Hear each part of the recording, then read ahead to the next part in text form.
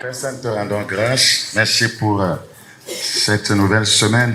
Merci pour ce qui a déjà été fait. Merci pour ce que tu fais dans la vie des frères et sœurs. Et merci pour ce que tu vas faire dans notre vie cette semaine. Amen. Prions que tu prennes contrôle de toutes choses et qu'à la fin, toute la gloire te soit donnée. Amen. Bénis ta parole au fond de chaque cœur. Merci parce que tu nous as compris. Au nom de Jésus, nous avons prié. Amen. Nous parlons d'expérimenter la rencontre divine. Expérimenter la rencontre divine, cette semaine, nous allons aller beaucoup plus en profondeur. Nous avons commencé le mercredi passé, nous avons parlé de Zachée qui a rencontré Jésus. Nous avons vu sa fin, nous avons vu les obstacles qui étaient sur son chemin, vous voyez, la foule et ses propres lacunes qu'il a essayé, vous voyez, de doter de son chemin. Nous avons vu le prix qu'il a payé, nous avons vu, vous voyez, que Zachée a avancé un peu, il a couru un peu plus en avant. Voyez, et nous avons aussi vu que Zachée est monté sur le sycomore qui représente, voyez, le bois du salut de la croix.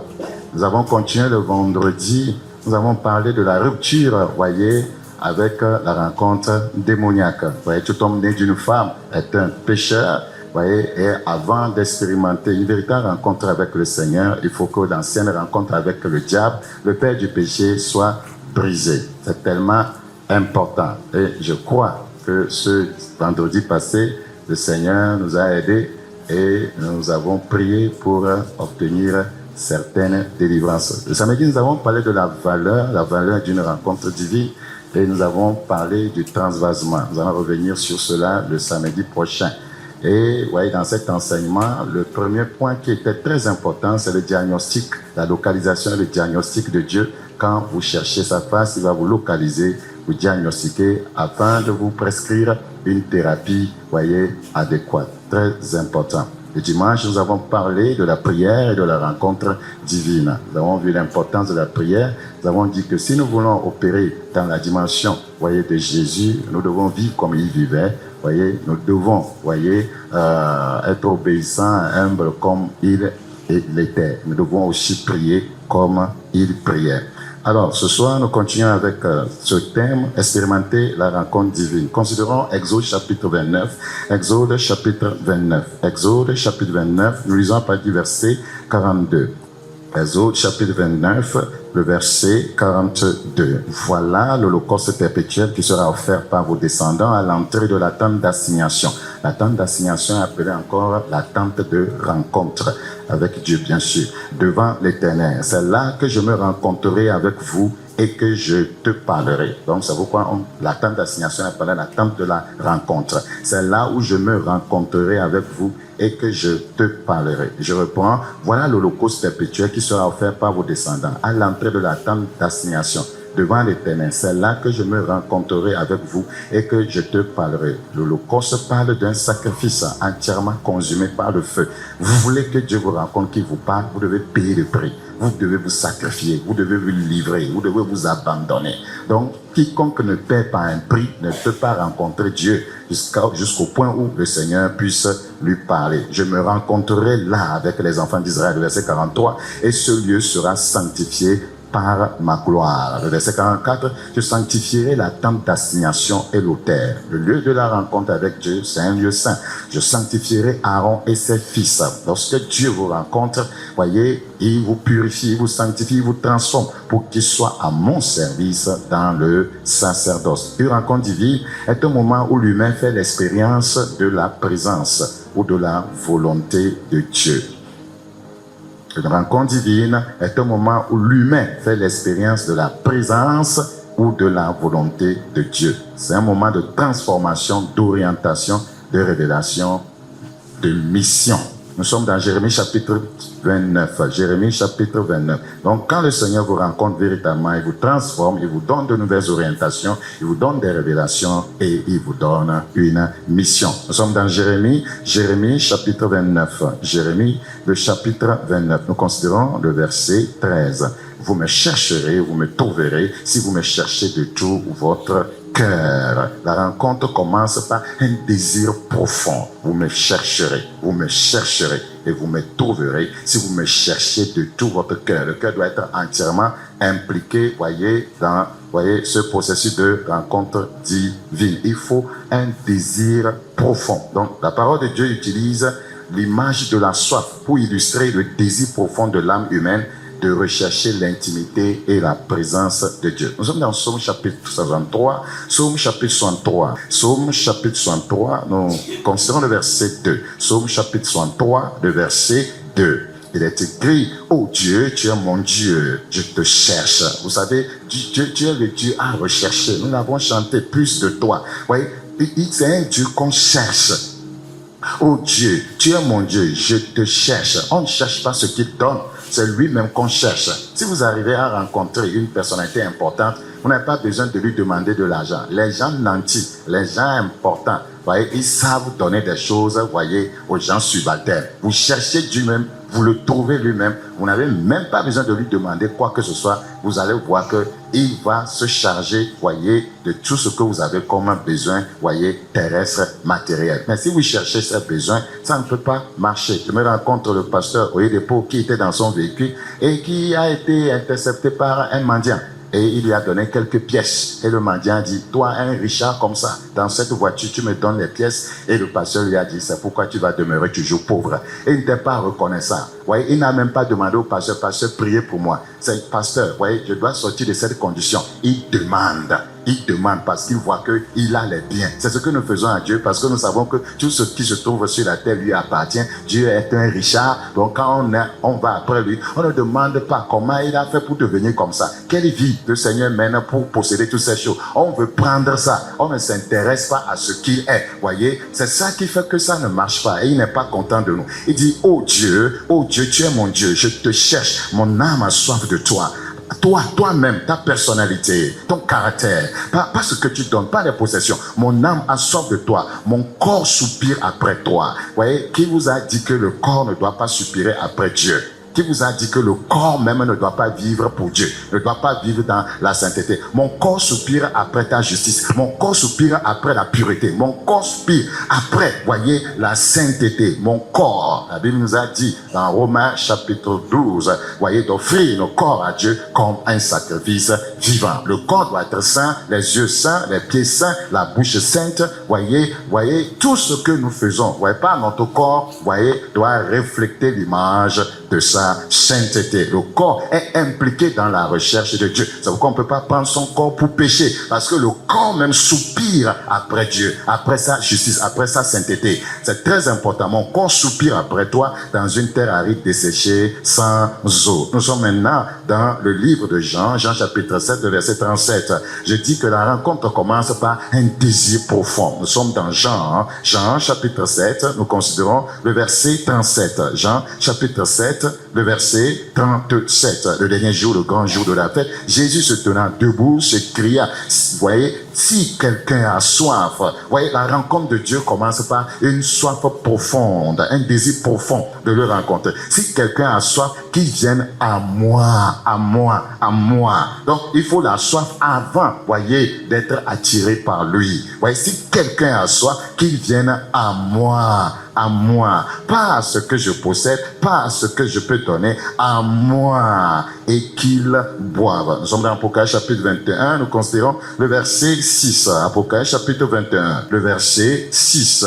Il me dit, c'est fait, je suis l'alpha et l'oméga, le commencement et la fin. À celui qui a soif, je donnerai de la source de l'eau de la vie gratuitement. À celui qui a soif. Donc, si nous voulons expérimenter la rencontre divine, il nous faut une soif intense, un désir profond, d'expérimenter son intimité, sa présence. Ce soir, en considérant ce grand thème, expérimenter la rencontre divine, nous allons parler de notre 5e sous-thème intitulé « Les raisons de l'échec d'une rencontre divine ».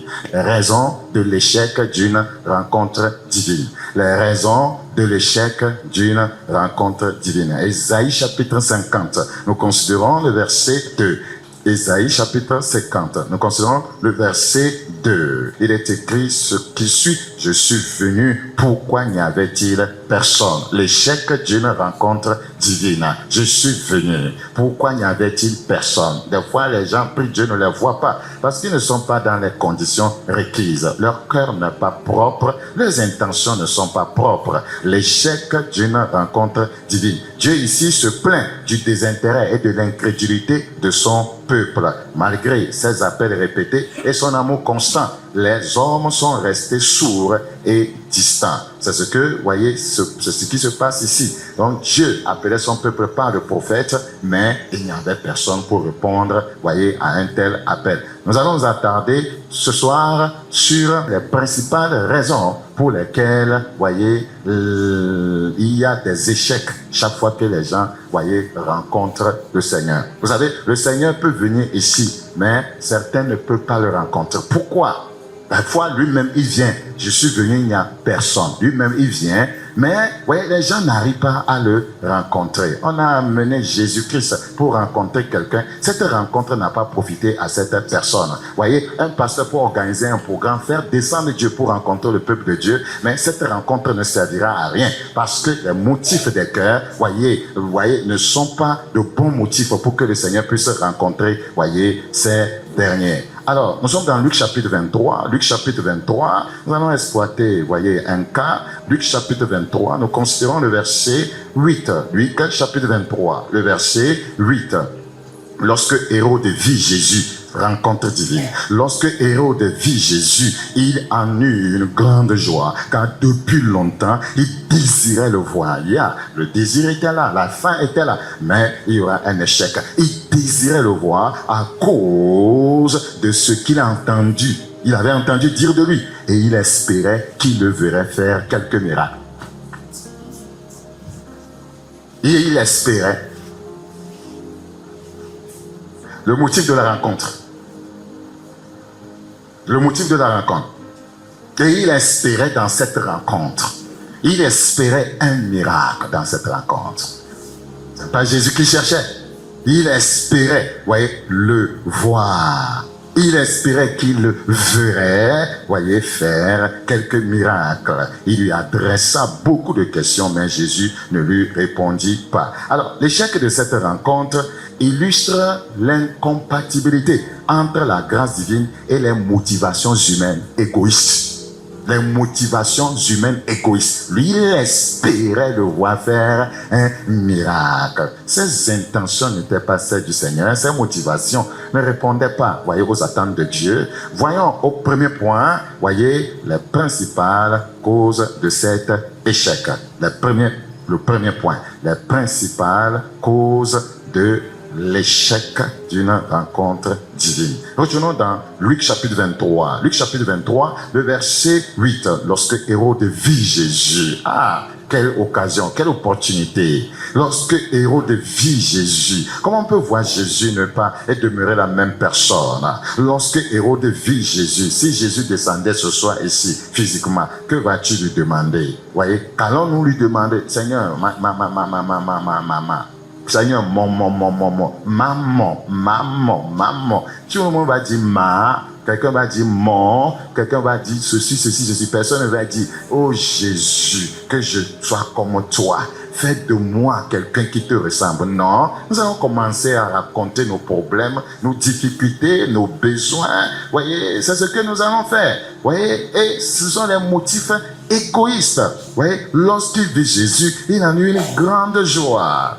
Là, c'est déjà bon. Voyez, ça commence bien. Les croyants commencent bien. Car depuis longtemps, il désirait le voir. C'est très bien de désirer le voir à cause de ce qu'il avait entendu dire de lui. Nous n'allons pas vivre de ce que nous entendons dire de lui seulement. Il faut que nous puissions le rencontrer et expérimenter cela. Et il espérait qu'il le verrait faire quelques miracles. La première cause de l'échec de cette rencontre, c'est la recherche du divertissement et du spectacle.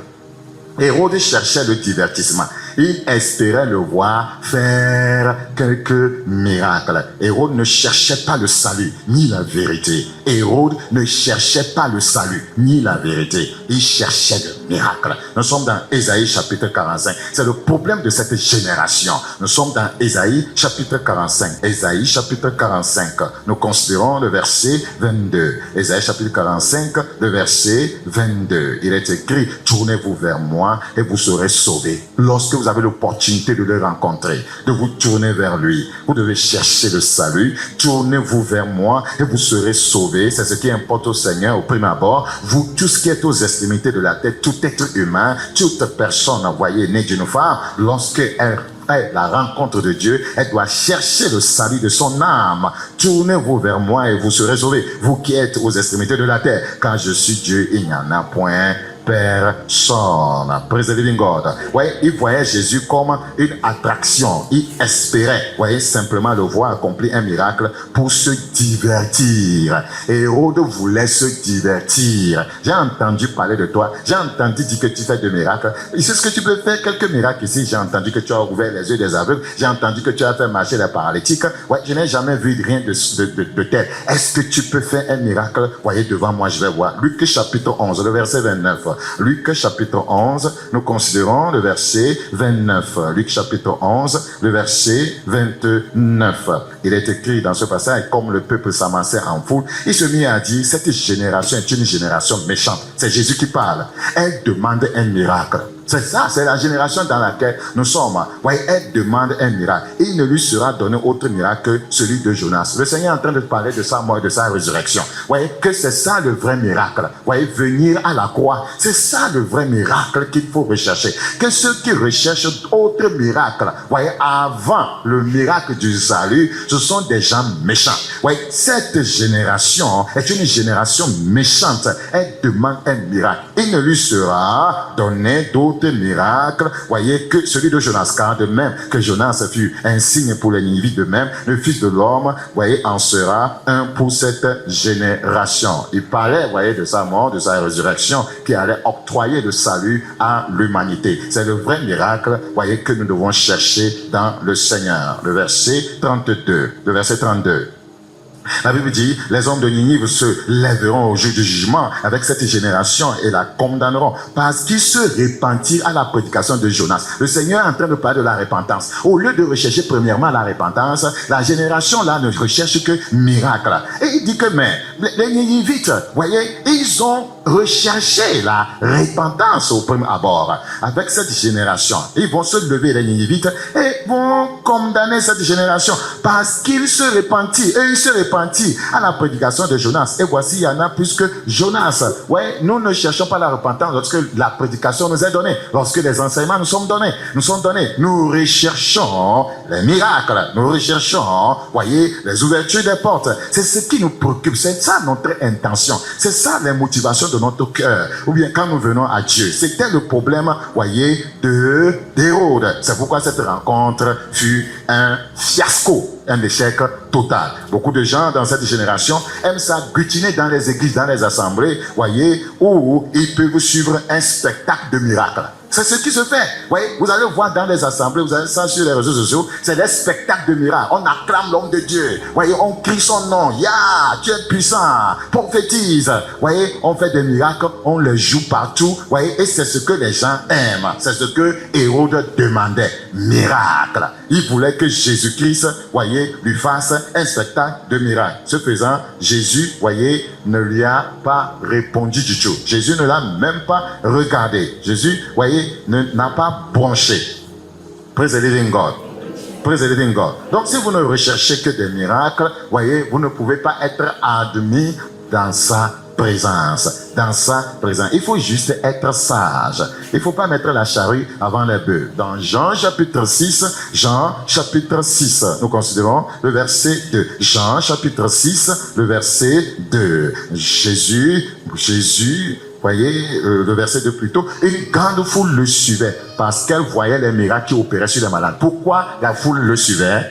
Pourquoi la foule le suivait? À cause des miracles. Pourquoi les gens vont-ils dans les camps de prière? Pourquoi les gens suivent-ils Jésus aujourd'hui? À cause des miracles. Pas la transformation de vie. À cause des miracles. À cause des miracles. C'est pourquoi Jésus, voyez, va leur dire quelque chose d'important. Voyez, regardez ce que le Seigneur va dire à cette foule qui le suivait. Je relis encore. Une grande foule le suivait parce qu'elle voyait les miracles qu'il opérait sur les malades. C'est la raison pour laquelle les gens suivent Jésus aujourd'hui. Les miracles. Vous voyez, les besoins matériels. Nous sommes dans Luc chapitre 14. Luc chapitre 14. Luc chapitre 14. Nous considérons le verset 25. Luc chapitre 14, verset 25. De grandes foules faisaient route avec Jésus parce qu'il le voyait faire des miracles. Guérissait les malades. Il se retourna et leur dit, si quelqu'un vient à moi, s'il ne hait pas son père, sa mère, sa femme, ses enfants, ses frères et ses soeurs, et même sa propre vie, il ne peut être mon disciple. Ouais? C'est ce que le Seigneur a dit à cette foule. Et quiconque ne porte pas sa croix et ne me suit pas, ne peut être mon disciple. Le Seigneur n'est pas venu, voyez, dans le but, voyez, uniquement de faire des miracles dans la vie des hommes, mais de faire des disciples, de transformer les vies, de changer des gens, d'amener les gens à lui ressembler. La Bible dit tel il est, tel nous sommes dans ce monde. Vous voyez, c'était la première raison, voyez, de l'échec de la rencontre, voyez, entre Jésus et Hérode. La recherche du divertissement et du spectacle. Si vous cherchez le divertissement dans le Seigneur, le spectacle dans le Seigneur, les gens laissent leur Bible, ils laissent leur temps de prière pour suivre, voyez, ces grandes églises, ces méga églises, on fait des spectacles, on fait des miracles. Vous voyez, que passe à Saint-Ontolo. C'est ce que les gens aiment aujourd'hui. Vous voyez, ils ne cherchent pas eux-mêmes à entrer dans la présence de Dieu. Deuxième raison, vous voyez, de l'échec de cette rencontre, des motivations superficielles. Des motivations superficielles. Des motivations superficielles. Nous retournons dans notre texte de base.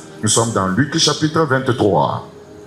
Luc chapitre 23, nous considérons le verset 8. Lorsque Hérode vit Jésus, il eut une grande joie, car depuis longtemps, il désirait le voir à cause de ce qu'il avait entendu dire de lui. Et il espérait qu'il le verrait faire quelques miracles. L'intérêt d'Hérode reposait sur les rumeurs, ce qu'il avait entendu dire de lui. Lui voulait confirmer les rumeurs. Il ne cherchait pas Jésus lui-même. Il voulait savoir si c'est vrai. Ouais, il voulait être impressionné par la renommée du Christ sans avoir la volonté de s'engager ou de changer de vie. Il voulait être impressionné par sa renommée. Ah, cet homme, c'est un grand homme. Il a de la renommée. Aujourd'hui, je l'ai rencontré. Ah, je vais voir ce qu'il est capable de faire. Non, dans Matthieu chapitre 9, Matthieu chapitre 9, nous considérons le verset 31. Matthieu chapitre 9, le verset 31. Mais dès qu'ils furent sortis, ils répandirent sa renommée dans tout le pays. La renommée de Jésus était dans tout le pays. Et c'est ce que Hérode avait, voyez, entendu. Il avait entendu parler de Jésus. Et se retrouver devant une personne de renommée, voyez, de renommée nationale, voyez, l'intéressait, puisqu'il était renommé dans tout le pays. C'est-à-dire que rencontrer une telle personne, c'était sa motivation. Mais changer n'était pas, voyez, sa motivation. Hérode voulait rencontrer un homme de renom, comme beaucoup aujourd'hui veulent rencontrer un pasteur de renom. Les gens veulent rencontrer les pasteurs de renom. Oh, Jésus-Christ est appelé le souverain pasteur des brebis. Voyez, le grand berger. Voyez, lui voulait rencontrer un grand pasteur de renom sans chercher la vraie repentance. C'est ça que nous devons éviter. C'est ça que nous devons éviter. Aujourd'hui, vous allez entendre les gens. Oh, ma commune, pasteur, c'est le doigt. Maï, tu pasteur, c'est en quel sens? Le pasteur est puissant en quel sens? Qui fait des miracles, qui prie, que les choses changent. Ouais, les gens se marient, les portes s'ouvrent. Pas qu'il est puissant en ce sens qu'il prêche le salut pour que les gens soient transformés, pour que les gens aient une vie, voyez, qui s'aligne sur celle de Jésus. Donc, c'était la motivation d'Hérode. Il voulait rencontrer quelqu'un de grand, quelqu'un qui avait une grande renommée. Les gens voyagent d'ici à l'extérieur pour aller rencontrer les pasteurs de renom. Voyez, quand Tibi Yoshua était vivant, les gens quittaient ici, ils allaient au Nigeria. Ils veulent rencontrer des gens de renom. À cause de quoi? Parce que ce monsieur faisait comment? tellement beaucoup de miracles. C'est ça qui amène des gens à courir dans des centres de prière que vous connaissez. Parce qu'on dit qu'il se fait quoi là-bas? Des miracles. Parce que le gars est renommé. Un pasteur qui n'a pas du renom, mais qui possède Jésus, qui possède la parole de Dieu, il n'est pas calculé. Les gens calculent les hommes de renom. Or, vous pouvez être renommé sans avoir Jésus. Vous pouvez être renommé, Jésus ne vous connaît pas. Rappelez-vous, les gens ont dit, voyez dans Matthieu chapitre 7, n'avons-nous pas chassé les démons en ton nom? N'avons-nous pas fait des miracles, des prodiges, prophétisés en ton nom? Il leur a fait connaître qu'il ne les a jamais connus. Nous devons faire attention. Donc, Hérode voulait rencontrer, voyez, un homme de renom. Ses motivations, voyez, étaient superficielles. C'est pourquoi il y a eu échec dans cette rencontre, voyez, avec le Seigneur. C'était une rencontre inutile. Voyez, Hérode n'a rien gagné de cette rencontre. Donc, cherchez la vraie repentance. Voyez, il faut avoir de telles motivations. Les motivations d'Hérode étaient superficielles. Je prie le Seigneur que tes motivations, que mes motivations ne soient pas superficielles lorsque nous sommes à la quête, voyez, de notre Seigneur Jésus-Christ. Alors, un autre point, c'est l'absence, troisième point, c'est l'absence de la repentance et d'humilité. C'est pourquoi, voyez, cette rencontre a échoué. L'absence de la repentance et de l'humilité. L'absence de la repentance et de l'humilité. Nous sommes toujours dans Luc chapitre 23. Luc chapitre 23. Je suis en train de vous montrer pourquoi il y a des échecs lorsque nous cherchons à rencontrer le Seigneur. L'absence de repentance et de l'humilité. Nous sommes dans Luc chapitre 23, le verset 8 encore. Luc chapitre 23, le verset 8. Lorsque Hérode vit Jésus, il en eut une grande joie, car depuis longtemps, il désirait le voir à cause de ce qu'il avait entendu dire de lui, et il espérait qu'il le verrait faire quelques miracles. Il lui adressa beaucoup de questions, mais Jésus ne lui répondit rien. Contrairement aux âmes brisées que Jésus n'a jamais rejetées, la démarche d'Hérode était guidée par l'orgueil. Si vous cherchez à expérimenter une rencontre divine, voyez, pour vous vanter après de votre spiritualité, elle n'aura pas lieu. Si vous cherchez une rencontre divine, oh, moi je rencontre Dieu, moi quand je prie, oh, personne n'est comme moi, ça ne marchera pas. Si vous cherchez une rencontre divine pour devenir orgueilleux, pour vous vanter, comme nous le voyons sur les réseaux sociaux, il y a des gens, c'est comme si chaque jour ils dorment, voyez, au ciel. Voyez, si vous cherchez une rencontre divine pour vous vanter après, ça ne marchera pas. Regardez dans Jacques chapitre 4. Jacques chapitre 4. Jacques chapitre 4. Jacques chapitre 4, nous considérons le verset 6. Jacques chapitre 4, le verset 6. Jacques chapitre 4, le verset 6. Il accorde au contraire une grâce plus excellente. C'est pourquoi l'Écriture dit, Dieu résiste aux orgueilleux, mais il fait grâce aux humbles. Vous savez, voyez, Hérode n'a pas manifesté la repentance, le désir de se repentir, ni d'humilité. Il était en train plutôt de se moquer du Seigneur. Il voulait le voir faire un miracle. Ses motifs n'étaient pas bons. Nous sommes dans Psaume 25, 9. Psaume chapitre 25, le verset 9. Psaume chapitre 25. Psaume chapitre 25, le verset 9. Psaume chapitre 25, le verset 9. La Bible dit, il conduit les humbles dans la justice, il enseigne aux humbles sa voie. Donc, quand vous allez vers le Seigneur avec humilité, il va vous enseigner sa voie. Il va vous donner une orientation. Donc, si vous voulez qu'une rencontre divine ait lieu entre vous et le Seigneur, vous devez cultiver la repentance et l'humilité. Un cœur repentant, c'est un cœur humble. Un cœur repentant, c'est un cœur humble. Et une telle personne peut rencontrer facilement le Seigneur. Nous sommes dans Proverbe chapitre 3. Nous considérons le verset 24. Proverbe chapitre 3, le verset 24.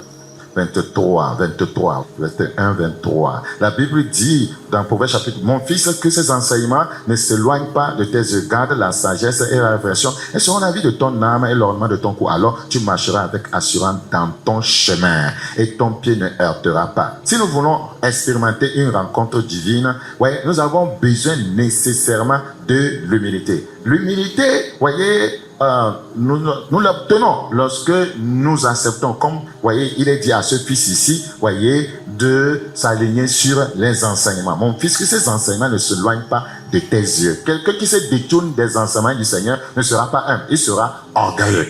Il sera orgueilleux. C'est très important. La Bible, voyez, nous enjoint, voyez, de manifester, voyez, le désir de la repentance et un cœur humble si nous voulons être en contact avec notre Dieu. Hérode s'est moqué de Jésus. Quiconque cherche le Seigneur mais refuse de se convertir se moque de Dieu. Savez-vous qui s'est moqué du Seigneur? Quelqu'un qui désire voir le Seigneur mais il se moque de lui. Savez-vous qui s'est moqué du Seigneur? Regardez encore, Luc chapitre 23. Luc chapitre 23. Hérode s'est vraiment moqué du Seigneur. Luc chapitre 23. Luc chapitre 23, le verset 11. Hérode avec ses gardes le traita avec mépris. La rencontre n'aura pas lieu. Hérode avec ses gardes le traita avec mépris. Comment on traite Jésus avec mépris? Quand on refuse, voyez, de se repentir. Comment on traite Jésus avec mépris? Quand on refuse de s'aligner sur la parole de Dieu. Quand on refuse, voyez, de s'humilier. C'est comme ça on se moque du Seigneur. Hérode avec ses gardes le traita avec mépris. Et après être moqué de lui, il la voix revêtue d'un habit éclatant, il le renvoie à Pilate. En vous moquant du Seigneur, voyez, vous ne pouvez pas le rencontrer. Voyez, on se moque du Seigneur lorsqu'on est insoumis, lorsqu'on est orgueilleux, lorsqu'on ne veut pas s'aligner sur la parole de Dieu, lorsqu'on veut faire sa propre volonté, lorsqu'on est têtu. Voyez, c'est comme ça qu'on se moque du Seigneur. C'est pourquoi le Seigneur ne se révèle pas aux gens. Ils sont têtus. Voyez, ils ne veulent pas, voyez, faire ce que Dieu leur demande. C'est se moquer de lui. Hérode s'est moqué du Seigneur. C'est pourquoi cette rencontre a échoué. Jésus oppose, voyez, un silence à ceux qui s'approchent de lui avec de mauvais motifs. Jésus oppose toujours, voyez, un silence, voyez, à ceux qui s'approchent de lui avec de mauvais motifs. Jésus oppose toujours un silence à ceux qui s'approchent de lui avec de mauvais motifs. C'est pourquoi le Seigneur n'a même pas regardé Hérode, il n'a même pas regardé. Donc, si vous vous moquez du Seigneur, il ne va pas vous regarder, comme il a fait, voyez, à Hérode. Si vous méprisez la parole de Dieu, le Seigneur ne va pas vous regarder. C'est très important. Donc, nous devons cesser de nous moquer du Seigneur en refusant, voyez, d'honorer sa parole. C'est très, très important. Praise the living God. Un autre point, la superficialité face à la parole. Pourquoi cette rencontre, voyez, a échoué? Pourquoi cette rencontre a échoué? Pourquoi cette rencontre a échoué? La superficialité face à la parole. La superficialité face à la parole. Regardez dans Luc 23 encore, Luc chapitre 23, le verset 9. Il lui adressa beaucoup de questions. Hérode a rencontré le Seigneur. Il lui a adressé beaucoup de questions, sauf que c'était des questions inutiles. Lorsque vous allez, que vous cherchez Dieu, vous devez savoir ce que vous êtes en train de lui dire. C'est pourquoi nous parlons de la superficialité face à la parole. Il parlait seulement, cet Hérode-là. Il parlait. Il lui adressa beaucoup de questions. Mais Jésus ne lui répondit rien. Parce que Jésus n'était pas intéressé par ce qu'il racontait. Quand vous allez pour prier, vous racontez quoi? Qu'est-ce que vous racontez qu'est-ce que vous racontez pour attirer le Seigneur? Tout ce qu'il racontait là, ça n'intéressait pas le Seigneur. La superficialité face à la parole. Quiconque cherche à bénéficier d'une rencontre divine doit savoir poser les bonnes questions s'il veut de bonnes réponses. Il doit savoir poser les bonnes questions, face au Seigneur s'il veut de bonnes réponses. Donc, regardez, il posait des questions de curiosité. Ce sont des questions qu'il posait, des questions de curiosité et de divertissement. Il considérait Jésus comme un magicien. Il posait des questions de curiosité et de divertissement. Il posait des questions de superstition. Des questions, qui ont trait au fétichisme. Ce sont des questions qu'il posait. Exemple, il lui demandait, es-tu Élie? Jean-Baptiste, es-tu Jean-Baptiste ressuscité? Je sais que, Jean-Baptiste a été décapité. Es-tu Jean-Baptiste ressuscité? D'où te vient cette, autorité? Il posait des questions, bêtes. Des questions qui n'allaient même pas dans le sens de son salut, de sa transformation, de sa repentance, de son éternité future. Il ne posait pas de bonnes questions. Il posait probablement des questions politiques et pièges. En tant que souverain, vous savez, Hérode c'était un souverain de la Galilée. Hérode voulait évaluer le danger que représentait Jésus par rapport à son gouvernement. Donc il lui posait des questions. Il interrogeait pour savoir les intentions du Seigneur. Es-tu vraiment le roi des Juifs? Ou est-ce que tu cherches à renverser mon gouvernement? Ce sont des questions qu'il était en train de... Ce sont des questions bêtes. Ça n'intéressait pas Jésus-Christ. veux-tu établir ton gouvernement ici ou bien tu cherches à renverser mon gouvernement? Hérode a posé de nombreuses questions pour assouvir juste sa curiosité. On ne vient pas au Seigneur pour assouvir sa curiosité. Donc, face à cette absence totale de foi sincère, voyez, le Seigneur ne lui a rien répondu. Donc, le manque de sincérité fait que Jésus ne répond, voyez, pas souvent aux nombreuses questions que les croyants lui posent. Retournons encore dans Luc chapitre 23. Luc chapitre 23. Luc chapitre 23, nous considérons le verset 9. Luc chapitre 23, verset 9. Il lui adressa beaucoup de questions, des questions qu'on ne peut pas compter.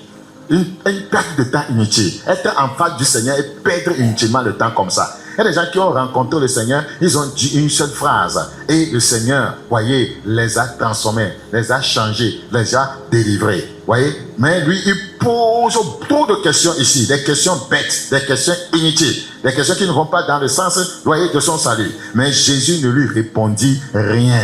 Vous savez pourquoi? Ouvrez dans Ecclésias chapitre 5, Ecclésias chapitre 5, Ecclésias chapitre 5, le verset 1. Ecclésias chapitre 5, le verset 1. Ne te presse pas d'ouvrir la bouche et que ton cœur ne se hâte pas d'exprimer une parole devant Dieu. Et ton cœur ne se presse pas d'exprimer une parole devant Dieu. Car Dieu est au ciel et toi sur la terre. Que tes paroles soient donc peu nombreuses. Que tes paroles soient comment? Peu nombreuses. Les paroles d'Hérode étaient comment? Trop nombreuses. Beaucoup de questions. Beaucoup de questions. Il faut des paroles intelligentes. Il faut des paroles qui vont, voyez, dans le sens, voyez, de l'intérêt, voyez, suprême, voyez, de ta vie. C'est important. Donc, ce sont là, voyez, les principales causes de l'échec de cette rencontre entre Hérode et Jésus. Voyez, considérons, voyez, notre deuxième point, une fin mal exploitée. Une fin mal exploitée. Il y a des gens qui ont faim de rencontrer le Seigneur comme Hérode. Mais seulement, cette fin est mal exploitée. Allons encore dans Luc chapitre 23. Luc chapitre 23, nous considérons le verset 8. Luc chapitre 23, le verset 8. Lorsque Hérode vit Jésus, il a eu une grande joie. Il n'aura pas la joie en voyant Jésus. Car depuis longtemps, certains d'entre nous, depuis longtemps, nous espérons rencontrer le Seigneur. Depuis longtemps, nous voulons qu'il nous dise quelque chose. Depuis longtemps, tu es en train de le prier. Si l'occasion t'est donnée de le rencontrer, est-ce que tu vas bien gérer ta faim et ta soif de le rencontrer? Depuis longtemps. Savez-vous que ce programme-là, voyez, c'est une opportunité pour le rencontrer? Quelles sont tes motivations? Quelles sont tes motivations? Il espérait le rencontrer depuis longtemps. Il désirait le voir. La fin est là. Mais la fin a été mal exploitée. La fin est là. Il désirait le voir. Il désirait le voir à cause de ce qu'il avait entendu dire de lui.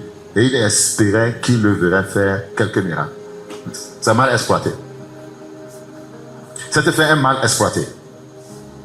Les raisons pour lesquelles il désirait rencontrer le Christ n'étaient pas valables aux yeux de Dieu. Miracle. Les raisons pour lesquelles il espérait rencontrer le Seigneur n'étaient pas valables à ses yeux. Pourquoi? Pas que le Seigneur ne veut pas faire des miracles dans la vie des gens. Pourquoi? Parce qu'il n'était pas sauvé. Parce qu'il n'était pas né de nouveau. Parce qu'il n'était pas transformé. Parce qu'il n'avait pas fait ses restitutions. Parce qu'il était méchant. C'était un moqueur. C'est quelqu'un qui méprisait les gens. Son cœur n'était pas sanctifié. C'est pourquoi quand vous cherchez Dieu alors que ces choses ne sont pas encore ôtées dans votre vie, vous cherchez des choses de ce monde, le Seigneur vous trouve un peu insensé. Tu n'as pas transformé. Tu as de mauvaises habitudes. Tu n'arrives pas à pardonner. Et puis ça ne te préoccupe pas que le Seigneur change ces choses dans ta vie. Mais tu veux des miracles. Pas que le Seigneur ne veut pas faire des miracles. Mais c'est une fin mal exploitée. Il a relégué les choses prioritaires au second plan. Frères et sœurs, croyants de tous bords, cherchez la transformation d'abord. Je vous ai dit la rencontre divine. Lorsqu'il y a une rencontre divine, il y a une transformation. Le Seigneur a rencontré cet homme. Le Seigneur voit que cet homme ne cherche pas la transformation. 2. Il y a orientation. Le Seigneur voit que ce monsieur ne cherche pas une nouvelle orientation. Il veut garder son pouvoir. Lorsqu'on rencontre le Seigneur, il y a une mission. Il n'est pas prêt à écouter le Seigneur. C'est pourquoi, voyez, le Seigneur ne lui répondit rien. C'est pourquoi il y a des échecs dans les rencontres divines. Cherchez Dieu pour votre transformation d'abord. Vous savez, s'il y a la transformation, s'il y a la sanctification, s'il y a l'humilité, s'il y a l'obéissance, les miracles deviennent très faciles dans votre vie. Les miracles vont commencer en ce moment. Vous ne les demandez pas. Les miracles commencent à faire quoi? À vous suivre. Les miracles commencent à vous suivre. C'est un Dieu des miracles. Il veut les faire. Mais il veut voir vos motifs d'abord. Est-ce que c'est la transformation que vous cherchez? C'était le problème de ce monsieur. Une fin mal exploitée. Beaucoup d'entre nous avons faim du Seigneur. Mais pourquoi? Pour trouver du boulot. Nous avons faim du Seigneur. Pourquoi? Pour acheter un terrain. Nous avons faim du Seigneur. Pourquoi? Pour construire une maison. Nous avons faim du Seigneur. Pourquoi? Pour le mariage. Nous avons faim du Seigneur. Pourquoi? Pour avoir un enfant. Nous avons faim du Seigneur. Pourquoi? Pour un visa. Nous avons faim du Seigneur. Pourquoi? Pour acheter un véhicule et s'enorgueillir. Les motifs ne sont pas bons. Les intentions ne sont pas bonnes. Est-ce que tu es arrivé à son image? Quand tu arrives à son image, les miracles même te suivent. C'est pourquoi il dit recherchez premièrement le royaume et sa justice. Les autres choses vont venir. Les autres choses vont venir. Praise the living God. Praise the living God. Donc, les raisons pour lesquelles il désirait rencontrer le Christ n'étaient pas valables aux yeux de Jésus. Donc, le désir, la soif et la faim d'Hérode de voir Jésus s'est réalisé. Mais sa demande était rejetée par ses motifs égoïstes. Vous pouvez rencontrer le Seigneur, mais repartir les mêmes bredouilles. Si vos désirs sont égoïstes, vous pouvez rencontrer le Seigneur et repartir bredouille. Vous pouvez rencontrer le Seigneur et repartir bredouille. Ces désirs étaient égoïstes. Jacques chapitre 4. Jacques chapitre 4. Jacques chapitre 4, verset 3. Vous demandez et vous ne recevez pas parce que vous demandez mal. As-tu vu ça? Hérode a demandé comment? Hérode a demandé comment? Le Seigneur dit qu'il ne rejettera pas celui qui vient à lui. Si Hérode avait demandé comment puis-je être sauvé? Pensez-vous que Jésus n'allait pas parler? Pensez-vous que Jésus n'allait pas parler? Vous demandez, vous ne recevez pas parce que vous demandez mal. Regardez, dans le but de satisfaire vos passions. Ce sont des motifs qui n'intéressent pas au Seigneur. Dans le but de satisfaire vos passions. Ouais, ce verset que nous sommes en train de lire nous fait comprendre que nos prières, nos demandes, restent sans réponse lorsque nos motivations sont égoïstes. Seigneur, quand je vais avoir Lamborghini là, ils verront. Ce frère là qui m'avait fait mal, je vais aller chez lui, je vais remuer mes clés. Frère, comment tu es là-bas? Oh, tu es toujours avec ce vélo? Tes motivations ne sont pas bonnes. Tes intentions ne sont pas bonnes. Vous demandez et vous ne recevez pas parce que vous demandez mal dans le but de satisfaire vos passions. Dans le but de satisfaire vos passions. Ah Seigneur, quand je vais construire cette maison-là, ils vont voir. Je vais les inviter de venir manger. Et le jour-là, je vais leur donner un pain. Donc, vos motivations ne sont pas bonnes. Vous demandez mal signifie quoi? Demander mal signifie rechercher ou bien utiliser la prière. Vous voulez utiliser la prière pour satisfaire vos passions. Vous voulez utiliser la prière pour satisfaire vos passions. Vous êtes en train de demander mal. Demander mal, c'est utiliser la prière pour satisfaire vos propres passions et désirs charnels plutôt que de rechercher la volonté de Dieu.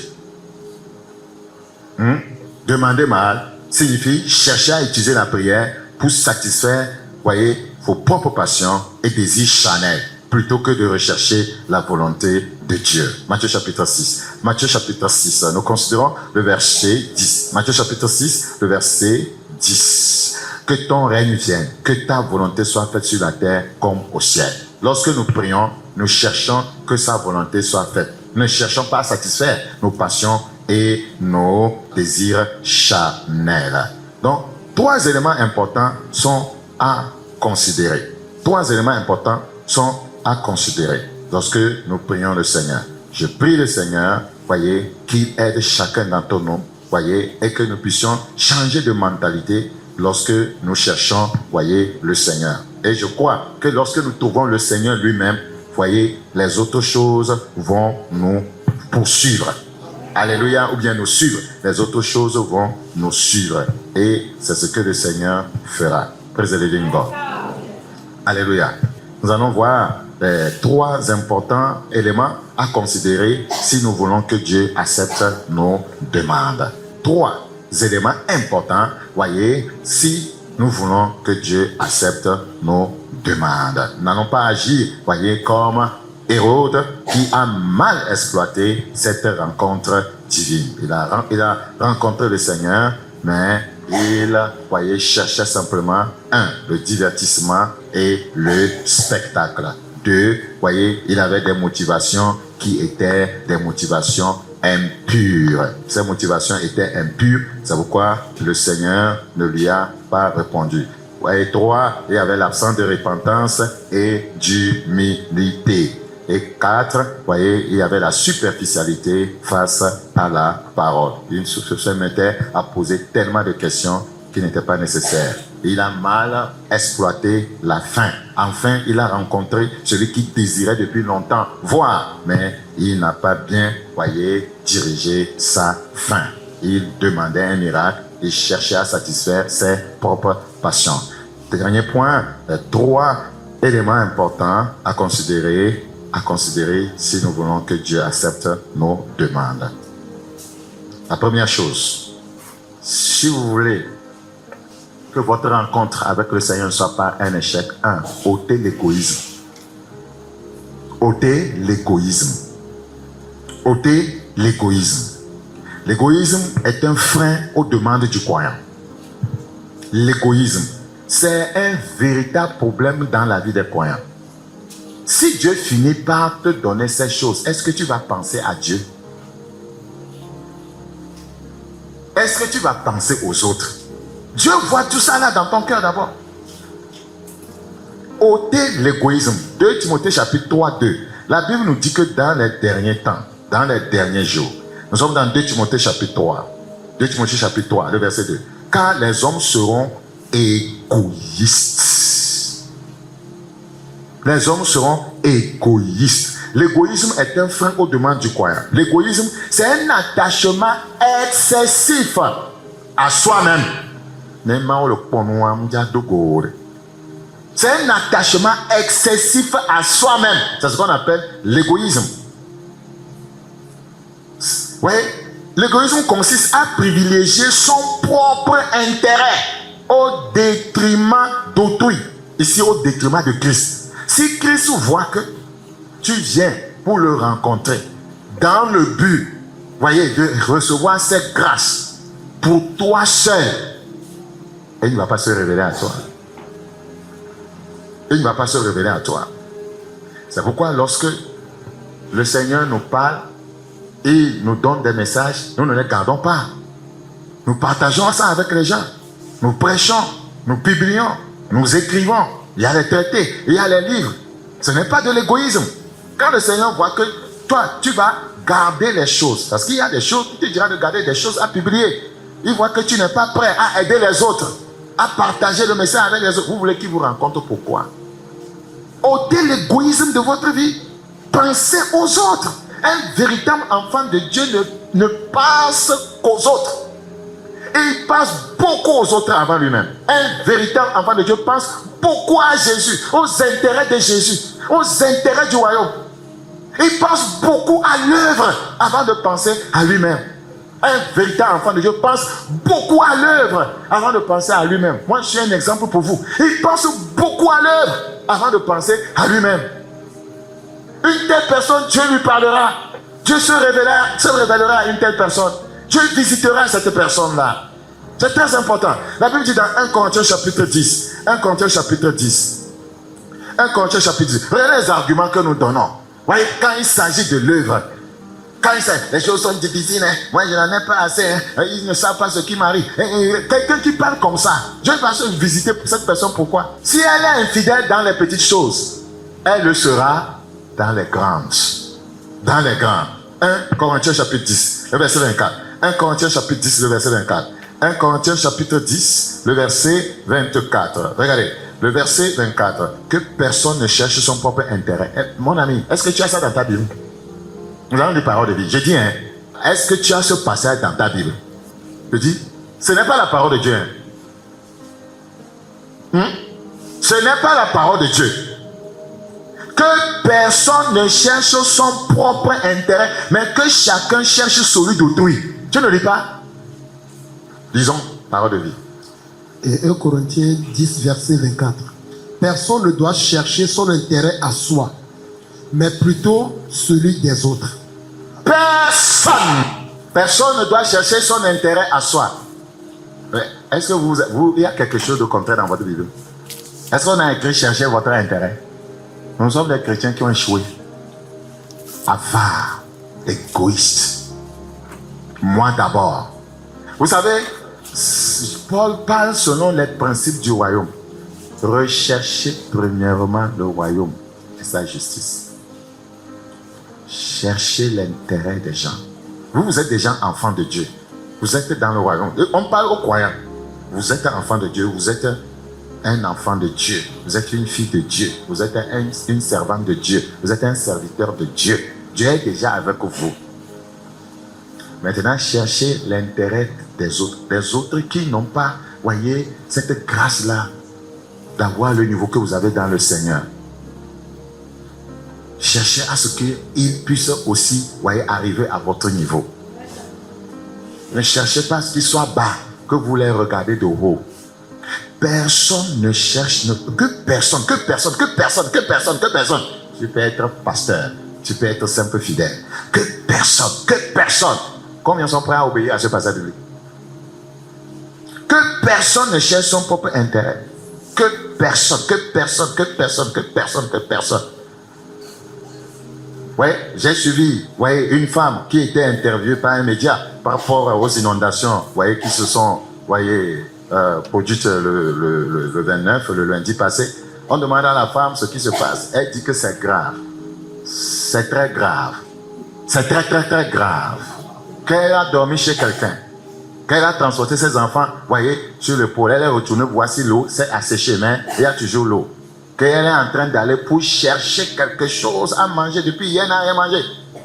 Qu'elle va manger d'abord, avant de voir ce qu'elle peut faire pour les pédélis. J'ai dit ça, ce n'est pas une bonne mère. Elle va chercher à manger avant de voir ce qu'elle peut faire pour ces pédélis-là. Il faut penser à autrui. Assure-toi que tes enfants ont mangé avant toi. Assure-toi, maman. Pourquoi ils ne font pas ça? Jésus a cherché notre intérêt en mourant pour nous. Si Jésus cherchait ses propres intérêts, il ne va pas se laisser flageller. Il ne va pas se laisser cracher sur le visage. Nous sommes appelés à lui ressembler. Cherchons l'intérêt, les intérêts du royaume. Quand le Seigneur voit qu'un croyant cherche tellement les intérêts du royaume, le Seigneur va se révéler à lui. Vous cherchez Dieu, mais les intérêts du royaume, ça ne vous préoccupe pas. L'évangélisation, ça ne vous préoccupe pas. Gagner des âmes, étendre, voyez, la mission, ça ne vous préoccupe pas. Donner pour que le mouvement, ça ne vous préoccupe pas. Aider le pasteur, ça ne vous préoccupe pas. Quand Dieu vous bénit, ouais, vous faites comme si vous êtes pauvre. Vous réalisez vos choses en catimini, en secret. Votre pasteur peut mourir de faim. Ouais, le vous peut souffrir. Ça ne vous intéresse pas. Il va se révéler à vous pourquoi. Il va se révéler à vous pourquoi. Ouais. Avec un, voyez, un tel esprit d'égoïsme. Il va se révéler à vous pourquoi. Dans Philippiens chapitre 2, le verset 21. Philippiens chapitre 2, le verset 21. Philippiens chapitre 2. 3 choses à ôter de notre vie. 3 choses à considérer. Si ce n'est pas à ôter, c'est à considérer. Nous sommes dans Philippiens 2. Philippiens chapitre 2, le verset 21. Philippiens chapitre 2, le verset 21. Tous en effet cherchent leur propre intérêt. Vous n'avez jamais lu ça? Tous en effet cherchent leur propre intérêt et non ceux de Jésus-Christ. C'est pour vous dire que, voyez, le croyant doit chercher les intérêts de Jésus. Quand tu veux le rencontrer dans ton cœur, tu penses à ses intérêts, il va se révéler. Tu penses à ses intérêts à lui, l'intérêt de son église, l'intérêt du royaume, l'intérêt de Jésus-Christ. Qu'est-ce que Jésus va gagner dans ça? Si évidemment, vous voyez, cette grâce m'était faite. Qu'est-ce que Christ va gagner? Quel est son intérêt dedans? Des fois, quand, vous voyez, nos bénédictions matérielles, Jésus n'a même pas ses intérêts dedans. Dans ton argent, ton salaire, il n'a pas son intérêt. La plupart ne donnent pas leur dîme. Vous voyez, pour que l'œuvre puisse avancer. Il n'a pas ses intérêts dedans. Donc, vous allez avoir cette chose matérielle, mais lui-même, vous ne l'aurez pas. N'oubliez ça. Je suis en train de vous dire ça depuis. On peut avoir des choses de la terre, mais on n'aura pas Jésus. Vous ne pouvez pas saisir Jésus et maman. Vous allez avoir maman, hein, mais vous ne l'aurez pas lui. Parce que c'est lui qui a dit ça. On ne peut pas adorer Jésus, le Seigneur et maman. Jamais. Soit vous allez aller d'un côté, et ce sera la finalité. C'est comme ça marche. Philippiens 2, 21. Tous en effet cherchent leur propre intérêt et non ceux de Jésus-Christ. Et non ceux de Jésus-Christ. Et non ceux de Jésus-Christ. Donc, le problème réside dans l'intention. L'intention. Prier pour obtenir des choses dans le but de satisfaire, voyez, ses passions, voyez, c'est une mauvaise intention. C'est pourquoi le Seigneur, voyez, ne nous regarde pas. Praise the living God. Praise the living God. La recherche de son propre plaisir ou la satisfaction de son ego rend la prière inefficace. La recherche de son propre plaisir, dans la prière. La recherche de la satisfaction de son ego rend la prière inefficace. Ça rend la prière inefficace. Nous sommes dans 1 Samuel chapitre 1. 1 Samuel chapitre 1, le verset 11. 1 Samuel chapitre 1, le verset 11. Écoutez-moi très bien. Regardez. Tout le monde connaît cette histoire. L'histoire de Anne. Anne qui était à la recherche d'un enfant. Elle était à la recherche d'un enfant. Anne était une servante de Dieu fervente. Une servante de Dieu qui craignait le Seigneur. Mais ce jour-là, l'amertume dans le cœur, dans l'âme, elle priait et elle versait des pleurs. Elle a tellement duré dans la prière que l'homme de Dieu a pensé qu'elle était ivre. L'homme de Dieu était étonné de voir pour la première fois cette femme dans cet état de prière. Elle cherchait Dieu. Elle cherchait Dieu. Nous allons voir son motif, ce qui a fait que Dieu lui a donné cet enfant. Elle fit, de verset 11, un vœu en disant l'Éternel des armées, si tu daignes regarder l'affliction de ta servante, si tu te souviens de moi et n'oublie point ta servante, et si tu donnes à ta servante un enfant mâle, je le consacrerai à l'Éternel pour tous les jours de sa vie. Dieu a trouvé son intérêt. Dieu a trouvé son intérêt dedans.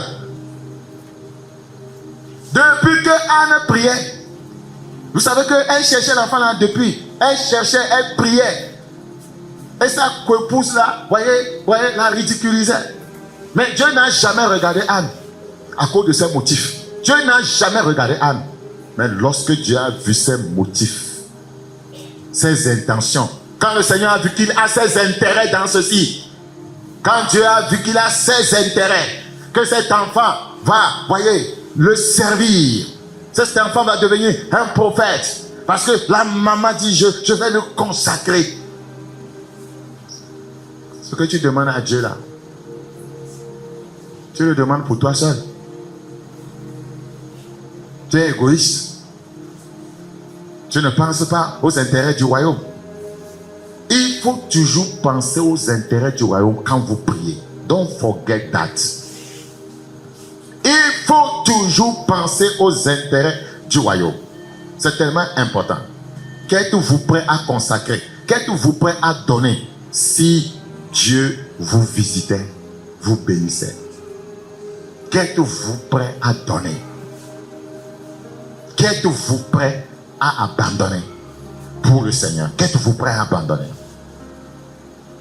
Pourquoi le Seigneur n'allait-il pas à visiter Abraham? Il était prêt à laisser quelque chose. Il était prêt à sacrifier quelque chose. C'est ça notre problème, c'est notre égoïsme, satisfaire nos passions. Nous sommes en train de rêver. Nous sommes en train de rêver. Nous ne rêvons pas des choses du royaume. Nous ne rêvons pas par rapport à comment le royaume va s'étendre. Les âmes seront gagnées. Nous ne rêvons pas à cela. Nous n'avons pas ces rêves. Deuxième chose à considérer. Lorsque nous voulons expérimenter la rencontre divine. Lorsque nous ne voulons pas expérimenter un échec. Deuxième chose à considérer. La préservation spirituelle. La préservation spirituelle. La préservation spirituelle. Deuxième chose à considérer, la préservation spirituelle. Prier pour des choses nuisibles à notre vie spirituelle ou prier pour des choses mondaines est une façon de demander mal. Je reprends. Prier pour des choses nuisibles à notre vie spirituelle ou prier pour des choses mondaines est une façon de demander mal. C'est une façon de demander mal. Tu es en train de prier pour quelque chose, mais une fois que la chose te sera donnée, elle va nuire à ta vie. Elle va nuire à ta vie spirituelle. Donc, ta vie spirituelle ne sera pas préservée. C'est pourquoi nous parlons de préservation spirituelle. Vous devez considérer la préservation spirituelle. Seigneur, il me faut travailler à la brasserie. Avez-vous pensé à votre préservation spirituelle? Avez-vous pensé à votre préservation spirituelle? Seigneur, je dois nécessairement, voyez, je dois nécessairement aller en France. Je dois nécessairement aller en France. Or, tu convoites trop. Tu as l'amour de l'argent. Tu n'as pas été travaillé. Si Dieu te donne ça, ta vie spirituelle sera-t-elle préservée? Tu vas aller te perdre dans les entrejambes d'une branche. Et toi-même tout entier, tu ne seras même plus préservé. Ouais, donc Dieu dans sa sagesse. Que quelqu'un dise Dieu dans sa sagesse. Dieu dans sa sagesse et son amour refuse d'accorder ce qui pourrait causer notre perte spirituelle.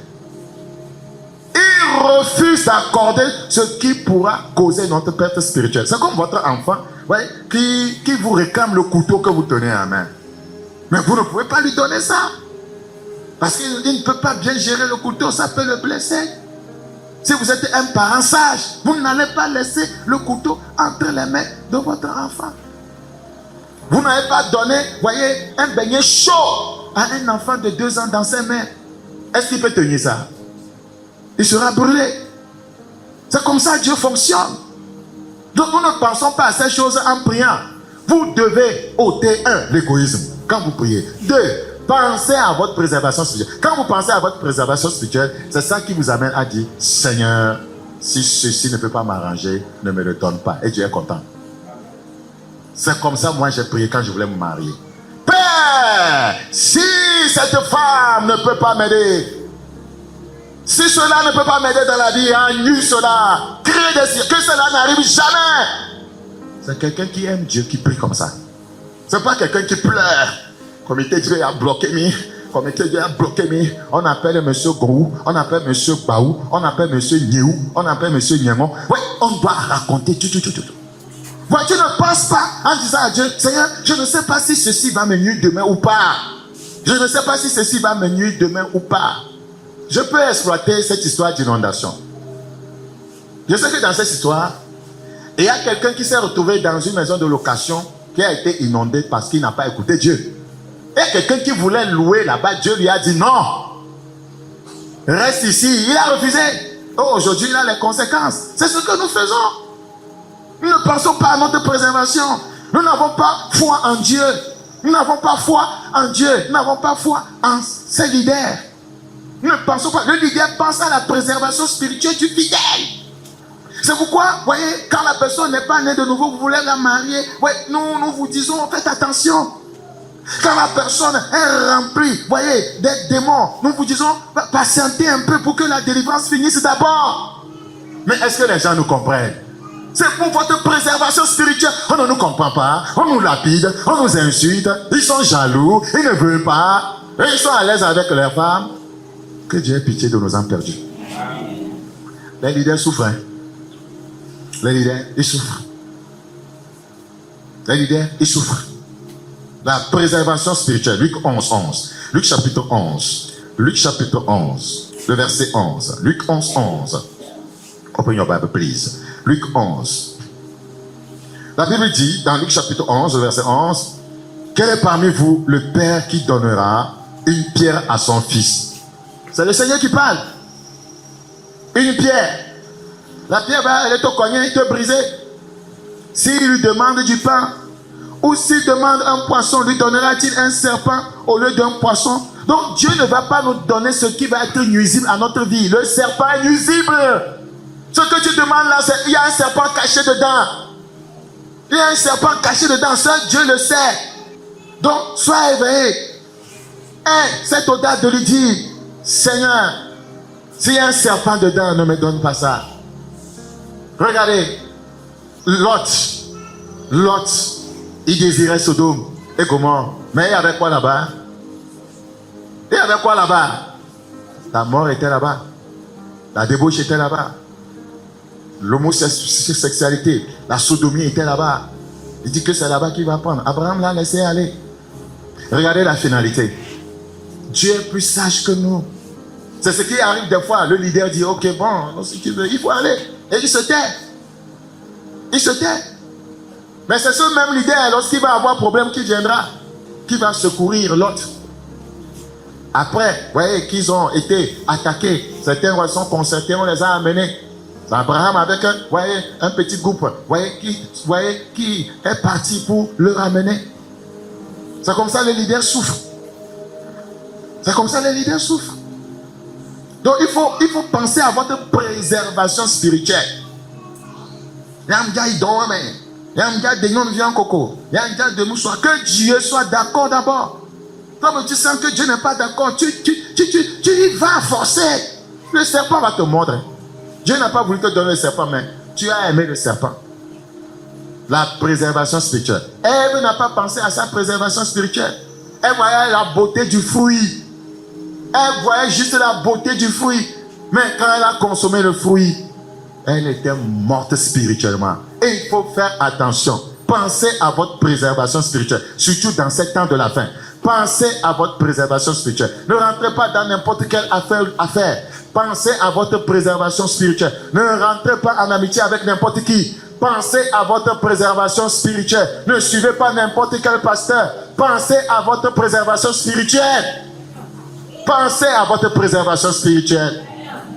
C'est tellement important. Dieu ne veut pas nous donner un serpent. Donc la première chose à considérer pour une véritable rencontre divine, c'est d'ôter l'égoïsme. La seconde chose, c'est penser à sa préservation spirituelle. Et la dernière chose, c'est la volonté de Dieu. C'est la volonté de Dieu. Hérode ne cherchait pas la volonté de Dieu. Hérode avait une volonté propre à lui. Fais-moi des miracles là. Fais-moi des miracles.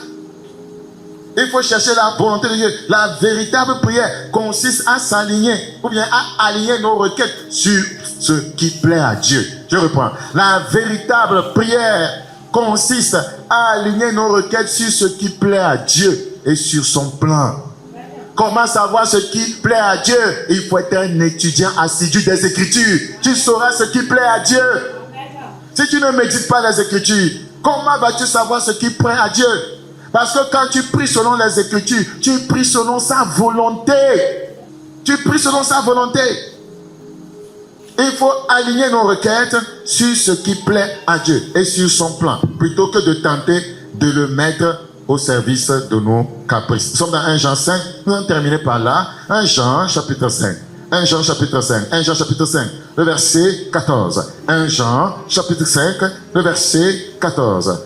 Nous avons auprès de lui cette assurance que si nous demandons quelque chose selon sa volonté, il nous écoute. Ce que Hérode demandait, ce n'était pas selon la volonté de Dieu. C'est pourquoi il n'a pas écouté. Hérode espérait le voir faire quelques miracles.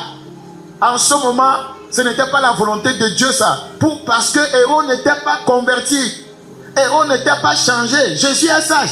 À quoi bon faire des miracles à quelqu'un qui n'est pas transformé, qui n'est pas changé, qui ne me connaît pas, qui n'a pas la vie éternelle? Ah, la vie éternelle, c'est qu'il te connaisse, toi, le seul vrai Dieu. C'est pourquoi le Seigneur ne lui a pas répondu. Il ne faut pas mettre la charrue avant les bœufs. C'est tellement important. Donc, la Bible dit, nous avons auprès de lui cette assurance que si nous demandons quelque chose selon sa volonté, il nous écoute. Sa volonté, vous voyez, voyez, se voit dans les Écritures. Sa volonté se voit dans, voyez, ses enseignements, dans ses promesses. C'est pourquoi il faut prier avec les Écritures pour être sûr qu'on est dans sa volonté. Et que celui qui le prie selon sa volonté soit sûr qu'il est transformé. Si tu n'es pas transformé, tu peux le prier selon les promesses qui sont dans les Écritures. Pourquoi va-t-il t'écouter? Tu n'es pas né de nouveau, tu n'es pas transformé, tu n'es pas sanctifié. Recherchez la paix avec tous. Et la sanctification sans laquelle personne ne verra le Seigneur. Tu ne vas pas le voir. Malgré que tu pries selon sa volonté, tu utilises des passages bibliques, tu utilises ses promesses, tu pries. Mais le Seigneur va dire que mais si je te donne ces choses, alors que toi-même tu n'es pas sauvé, tu n'es pas né de nouveau transformé, tu as encore la rancune, tu ne parles pas aux gens, tu parles mal aux gens, tu es calomniateur. Ouais, pourquoi je vais répondre à une telle personne? Tu refuses de pardonner, tu fais ta propre volonté. Pourquoi je vais me révéler à une telle personne? C'est tellement important. Donc le Seigneur est toujours sage. Voyez, vous allez voir ailleurs, il répondra aux gens. Ailleurs, il ne va pas répondre à certaines personnes parce qu'il connaît les motifs de notre cœur. Je prie que votre, recherche de rencontrer Dieu ne soit pas un échec. Ne soit pas un échec. Ne soit pas un fiasco. Praise the living God. Voyez, mets d'abord la priorité devant. Connaître Jésus. Être transformé par lui. Être changé par lui. Les autres choses que tu cherches, ça va te suivre nécessairement. C'est lui qui a dit ça, ça va te suivre. Voici les miracles. Voici les miracles qui accompagnent ceux qui auront cru. Tu n'as pas cru. Croire, c'est se repentir, c'est te transformer. Tu n'as pas cru à sa parole. Tu ne t'alignes pas sur sa parole. Tu veux des miracles. Il faut qu'on se dise la vérité. Tout ce qui se fait dans les églises, tout ça, les gens sont dans le péché, copinage, 2 femmes, 3 femmes, immoralité. Ils reçoivent des miracles. Dieu n'est pas dedans. Hein. Dieu n'est pas dedans. Dieu n'est pas dedans. Que le Seigneur nous fasse grâce. Levons-nous pour la prière.